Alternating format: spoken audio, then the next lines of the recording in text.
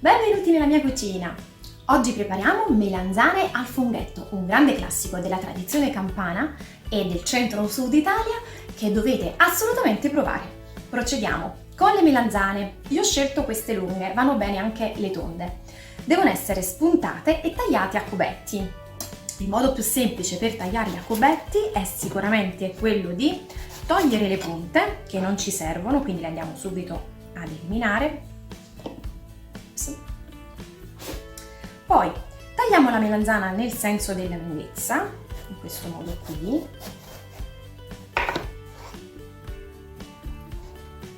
Ancora le tagliamo a metà o in tre parti a seconda di quanto sono grandi. Io le faccio a metà nel senso della lunghezza, poi ancora perché mi risulta più semplice il taglio praticamente di un pezzo di melanzana che sia un po' più piccolo, soprattutto quando le melanzane tendono a curvarsi, risulterà più semplice. Ok, procediamo quindi con un taglio di questo tipo. Se sono troppo grandi le melanzane potete anche pensare di togliere una parte della molica, in genere per questa ricetta non la si toglie. E poi procedo con un taglio appunto a cubetti. Le melanzane giovani e fresche non necessitano di essere messe sotto sale perché non sono amare.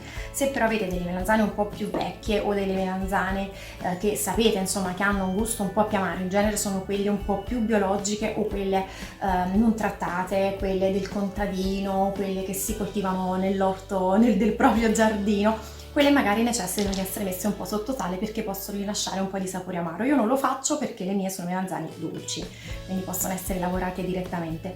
Procedo con questo taglio a cubetti con tutte le melanzane. Da bambina mi sono sempre chiesta perché le melanzane al funghetto si chiamino appunto in questo modo, visto che non ci sono i funghi.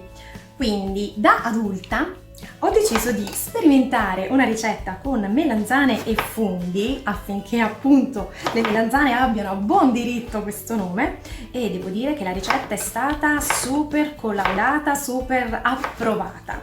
Trovate questa ricetta nel mio libro. Quando le melanzane sono pronte possiamo procedere con la frittura, sempre in abbondante olio di semi. Visto che le melanzane una volta tagliate tendono a diventare un pochino scure, io vi consiglio di preriscaldare l'olio già mentre state procedendo con il taglio, così che quando avrete terminato appunto di tagliare le melanzane il vostro olio è già alla giusta temperatura e potete procedere direttamente con la frittura. In questo modo eviterete che le melanzane restino tagliate per troppo tempo a contatto con l'aria e che si possano così scurire. Nulla di particolare, è solo una questione estetica. Quando l'olio è alla giusta temperatura vado con la cottura, o meglio con la frittura delle melanzane.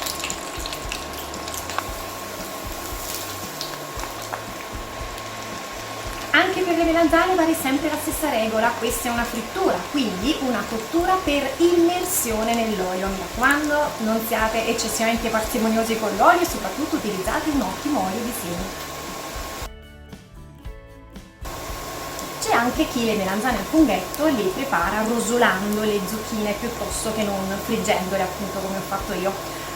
Nella mia famiglia la ricetta si è sempre preparata in questo modo, quindi anche io la preparo così e devo dire che il risultato è sempre piaciuto a tutti, quindi provatela. Quando le melanzane sono ben dorate, scolatele, prelevatele sempre appunto con una schiumarona e mettetele come sempre in un piatto dove avete messo della carta assorbente per far asciugare un po' l'olio in eccesso.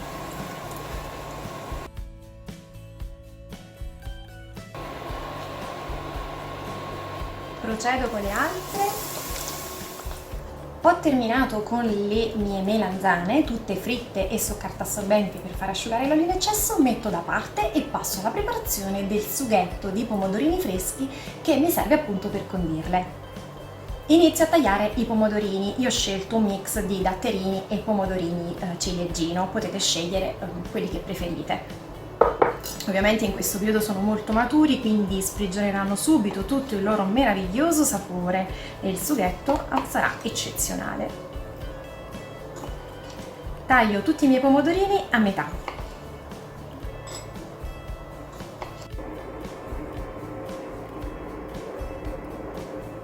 Ho terminato il taglio dei miei pomodorini, posso passare alla cottura. padella ampia perché poi andremo ad insaporire le melanzane all'interno del sughetto, quindi ci serve spazio sia per i pomodorini che per le melanzane. Un bel generoso giro d'olio, spicchio d'aglio che io ho già pulito, potete anche lasciare in camicia se non lo preferite, e iniziamo ad insaporire.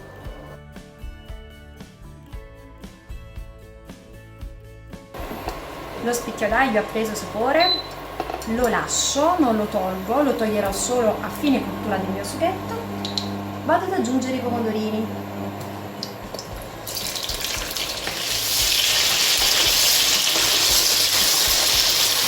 Abbasso la fiamma, in questo caso la temperatura, e lascio cuocere un po' i pomodorini che devono appunto rilasciare un po' del loro sughetto. Visto che voglio aiutarli a rilasciare un po' del loro sughetto, vado ad aggiungere anche il sale.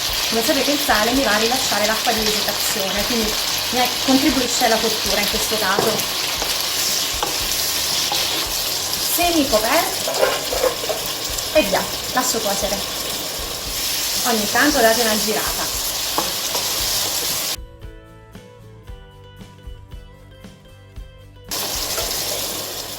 Il mio sughetto è pronto, un profumo di pomodorino che non vi dico.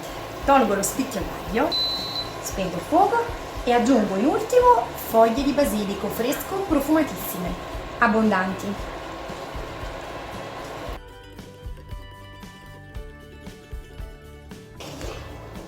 Che profumino! Posso aggiungere le melanzane. Mi vado ad assicurare che sono cotte bene. Sì, lo sono, posso dirle.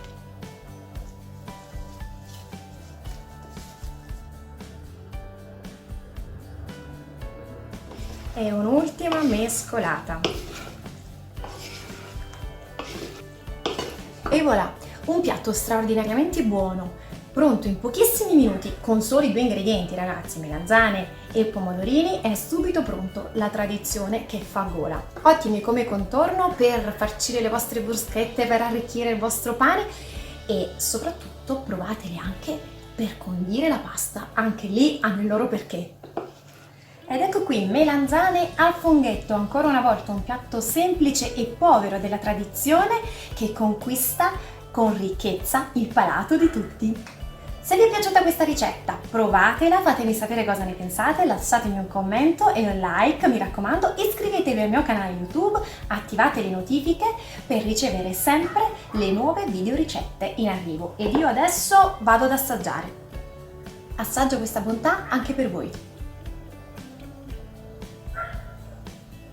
Straordinario! Corro a prendere un pezzo di pane ed il pranzo è pronto.